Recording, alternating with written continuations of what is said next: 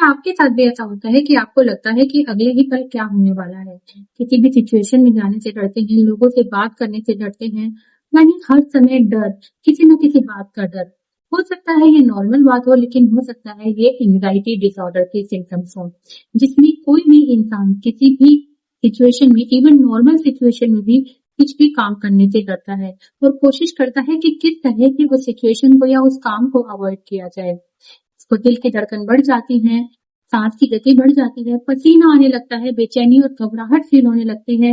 Even अगर बहुत लंबे समय तक ऐसे ही सिम्टम्स चलते हैं तो व्यक्ति की बॉडी में पेन रहने लगता है और हर समय थकान थकान फील होती है। नींद की समस्या ये एक आम समस्या बन जाती है। इसके बहुत सारे कारण हो सकते हैं। हम किसी एक कारण को नहीं कह सकते कि एंजाइटी डिसऑर्डर का ये कारण है, लेकिन फिर भी व्यक्ति की लाइफ और उससे जुड़े अतीत की कुछ घटनाएं बहुत हद तक रिस्पॉन्सिबल हो सकती हैं एंजाइटी डिसऑर्डर के।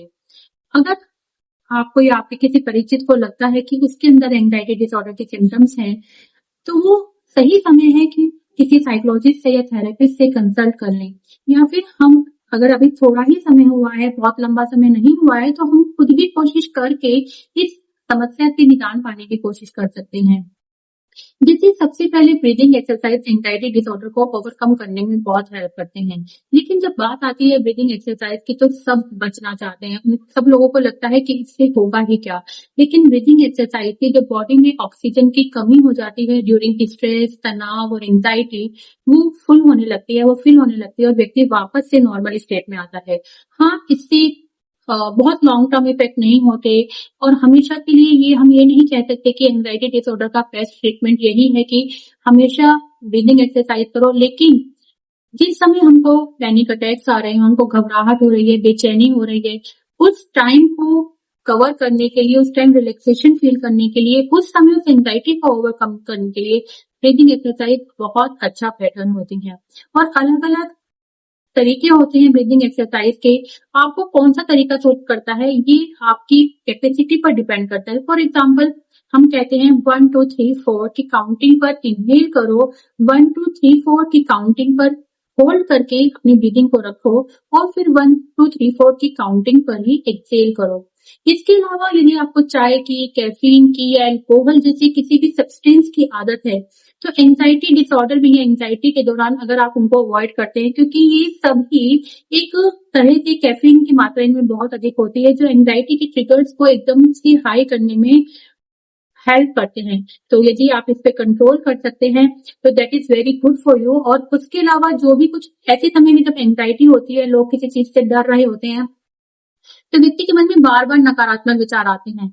जरूरी नहीं वो नकारात्मक विचार सत्य हो, और वो नकारात्मक विचार अक्सर ऐसे होते हैं कि उनका कोई भी रेलिवेंस नहीं होता, वो कोई भी लॉजिक नहीं रखते। लेकिन व्यक्ति क्योंकि डर रहा है, किसी परिस्थिति से बहुत ज्यादा डर रहा है, इसीलिए वो उस परिस्थिति के बारे में बहुत ज्यादा नकारात्मक सोच रहा है। तो ऐसे में अगर आप उन विचारों को चैलेंज करें या फिर उन विचारों को एक कॉपी पर लिखें और फिर उनको पहचानने की कोशिश करें कि इसके पीछे आखिर रेलिवेंस क्या है, मैं डर क्यों रहा हूँ। उदाहरण के तौर पर अगर आपको किसी ने पब्लिक स्पीकिंग के लिए बोल दिया और आप नहीं है तैयार, आप डरते हैं, अब तक आपने पब्लिक स्पीकिंग नहीं करी है, स्टेज पर जाकर एक बार भी परफॉर्मेंस नहीं की है और आप बहुत डर रहे हैं, तो आप ये पूछ सकते हैं खुद से कि क्या मुझे, अगर मैं खराब परफॉर्म कर भी दूंगा तो क्या रिजल्ट होगा उसका, लोग मेरे को एप्रिसिएशन नहीं देंगे तो क्या मेरी वही पहचान है। एक्चुअली कोई भी मेरे को जज नहीं कर सकता, कोई भी मेरी पहचान डिसाइड नहीं कर सकता। जो मेरी कैपेसिटीज हैं वो सब मेरी अपनी है, मैं उनको ग्रो कर सकता हूँ, उनको और इम्प्रूव कर सकता हूँ। एक्चुअली एंजाइटी डिसऑर्डर में हम उस सिचुएशन से या उस व्यक्ति से नहीं डर रहे होते, हम उस डर से डर रहे होते हैं जो सिचुएशन के कारण हमारे मन में आता है। और कोई भी इंसान हो वो उस डर से बचने की कोशिश करता है, उसको ये लगता है कि ये डर दोबारा से मेरे को ना हो जाए, दोबारा से मुझको पैनिक अटैक ना आ जाए, दोबारा मुझे बेचैनी ना हो, दोबारा मुझे घबराहट ना हो। इसीलिए जब भी ऐसा उसको थोड़ा सा भी फील होता है कि उसको ऐसा होने वाला है, वो यही कोशिश करता है कि किसी भी हाल में इस सिचुएशन से बचा जाना है।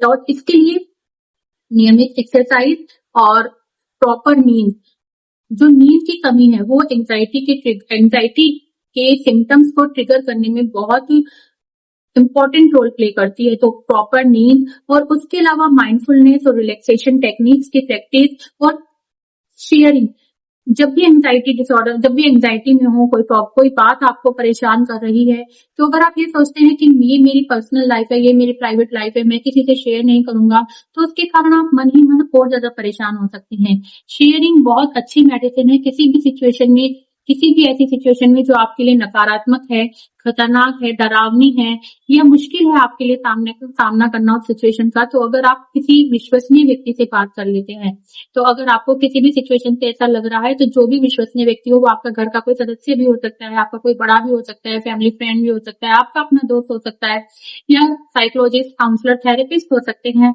आप अपनी बात को खुलकर शेयर कीजिए और विद कॉन्फिडेंस शेयर कीजिए कि जो मेरी बात है वो पूरी तरह से कॉन्फिडेंशियल रहेगी।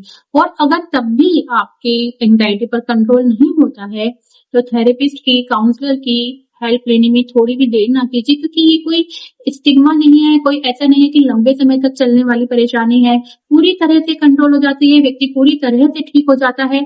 बस दिक्कत यही होती है कि वो सही समय पर सही एक्शन नहीं लेता। और अगर नीड होती है, तो दवाइयों के सेवन से भी नहीं बचें। ये कोई लाइफ लॉन्ग दवाई नहीं होती। थोड़े समय बाद जब व्यक्ति कंट्रोल हो जाता है, खुद ही दवाइयों पर भी कंट्रोल हो जाता है। तो इसलिए ये जो मिथ है कि दवाइयां नहीं लेनी, अगर नीड है तो दवाइयों के सेवन से भी ना डरें। अगर आपको या आपके किसी परिचित को बार बार ऐसे सिम्टम्स आ रहे हैं जिनसे ये लग रहा है कि इसको एंजाइटी डिसऑर्डर है या एंजाइटी के सिम्टम्स हैं, तो आप हमसे भी कांटेक्ट कर सकते हैं। नीचे डिस्क्रिप्शन बॉक्स में हमारा नंबर दिया गया है, और ऑनलाइन ही हम हेल्प करते हैं क्लाइंट की काउंसलिंग किस तरह के साइकोलॉजिकल डिसऑर्डर से बाहर आने में। तो आप पूरी डिटेल्स डिस्क्रिप्शन बॉक्स में दी गई हैं, आप वहां से नंबर लेकर हमसे कांटेक्ट कर सकते हैं। अगर आप या आपका कोई भी परिचित किसी समस्या से परेशान है, तो थोड़ी भी देर मत कीजिए और जल्दी से कदम उठाइए इससे बाहर निकलने के लिए। अगर आपको हमारी वीडियो अच्छी लगी हो तो जल्दी से लाइक कीजिए, शेयर कीजिए और कमेंट कीजिए ऐसी ही और वीडियोस को देखने के लिए। और अगर आपने अब तक हमारा चैनल सब्सक्राइब नहीं किया तो जल्दी से हमारा चैनल सब्सक्राइब भी कर लीजिए।